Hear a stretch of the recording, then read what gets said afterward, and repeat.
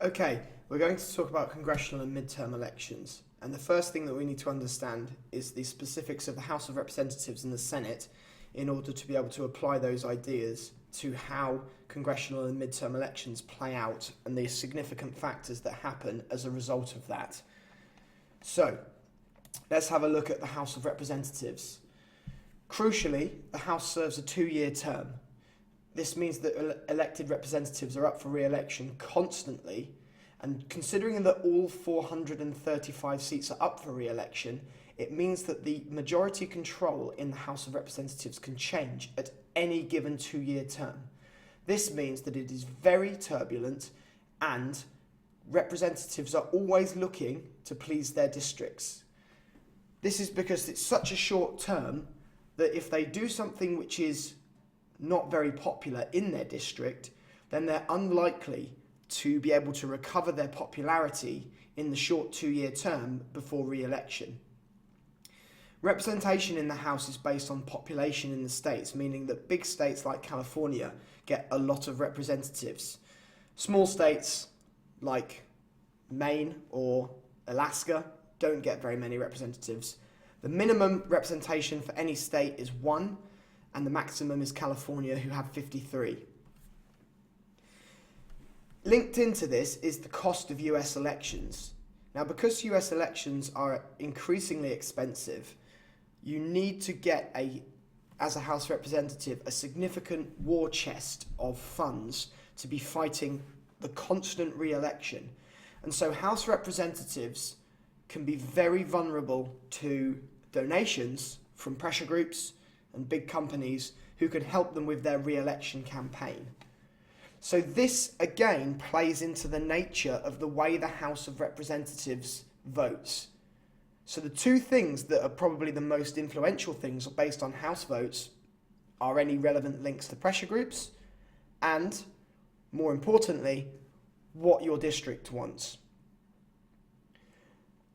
As it's already been said, the House can completely flip control, and this happened in 1994 in the midterm elections, Bill Clinton's party, the Democratic Party, losing to the Republicans.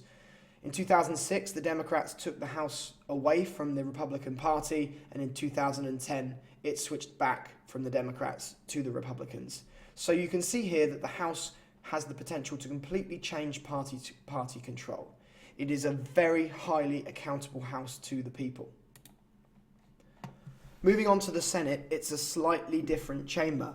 They serve a 6-year term, which means that the constant and direct accountability to the people is less influential. Every state has 2 senators, which means that there are 100 seats in the Senate. In a way, this makes each senator's vote worth more, hence it being seen as the more prestigious of the 2 houses. The Senate is elected in thirds. And so every time the House is up for re-election, a third of the Senate will also be up for re-election.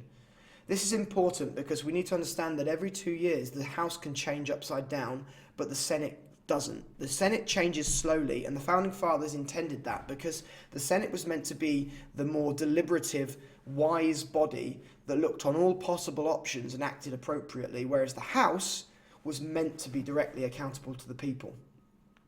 And so a senator's voting record is based on the entire state, not just the views of a tiny district within a state.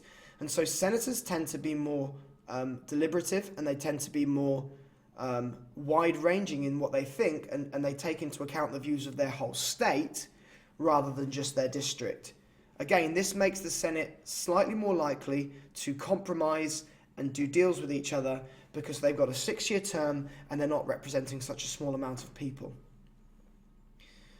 So, as we can see from previous midterms, the Senate only changes party control slowly. In 2006, the Senate went to the Democratic Party after having been controlled by the Republicans since 2000, and then it took another 8 years for it to go back to the Republican Party from Democratic control. The reason we say about the 6-year itch, because 2014 and 2006 are both the second midterm of the incumbent president. The 6-year itch basically is meaning that A president usually gets elected to his first term on a wave of good feeling and charisma. So, for example, Barack Obama in 2008. But notice that by 2014, the people are getting fed up. They are starting to see the lack of delivery by the president.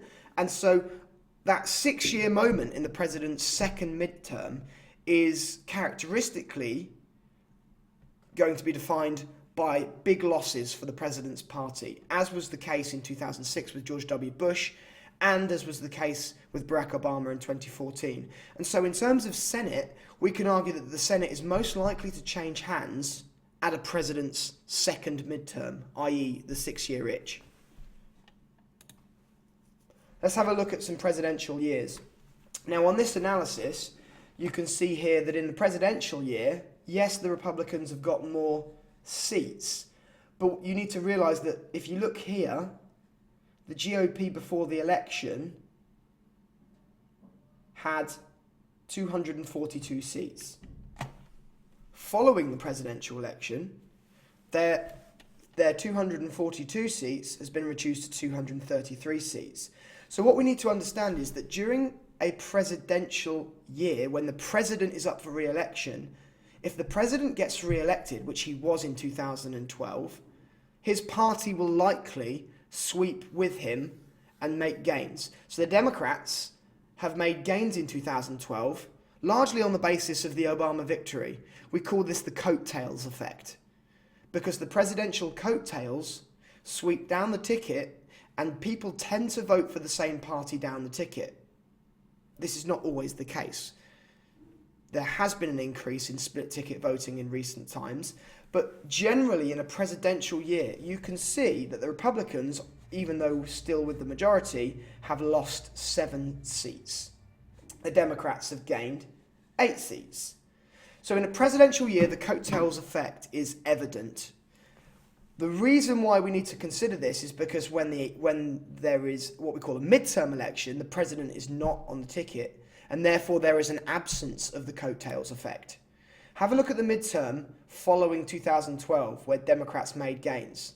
The Republicans have picked up 13 seats, and they've taken back their thumping House majority. So in terms of the House of Representatives, you can see here that when the president is not on the ticket, the party of the president tends to make losses.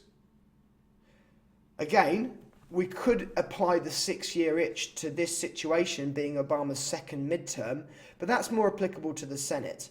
What we really need to ask the question is, are midterms simply a referendum on the performance of the current president, or are they, as is meant to be the case, an election about local and state issues?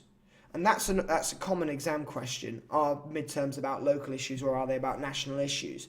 So on this analysis, we can see here that in the presidential year, with the president on the ticket, Democrats have done much better. But without the president, in the absence of the coattails effect, the Republicans have picked up their 13 seats and they've got their big majority back.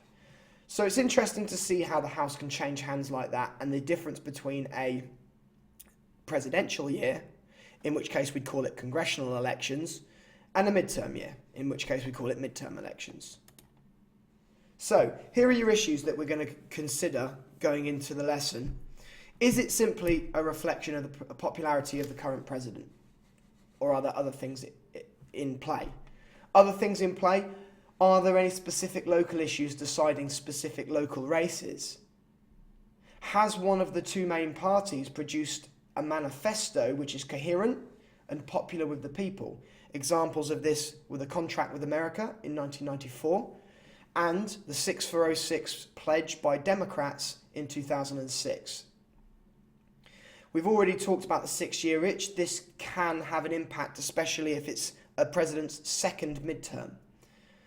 Incumbency and gerrymandering are also issues, because incumbency is the idea that the person who already has the seat has a massive advantage over challengers. So many seats in the House are uncompetitive. Are midterms defined by the high incumbency retention rate, i.e. there's only a very small handful of seats that actually are competitive in most midterm elections. And gerrymandering links to this because the lines are redrawn every 10 years. And so many districts have been made uncompetitive by a process of gerrymandering. Finally, pork barreling, you need to understand, is that senators and House representatives can add amendments to legislation that secure money for their district.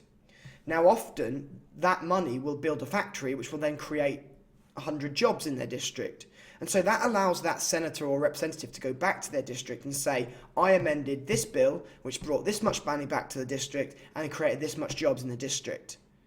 People will often vote based on a congressman's record of bringing the bacon home.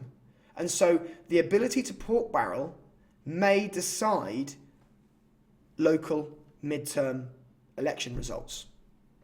So these are the things we're going to consider in the lesson on midterm elections.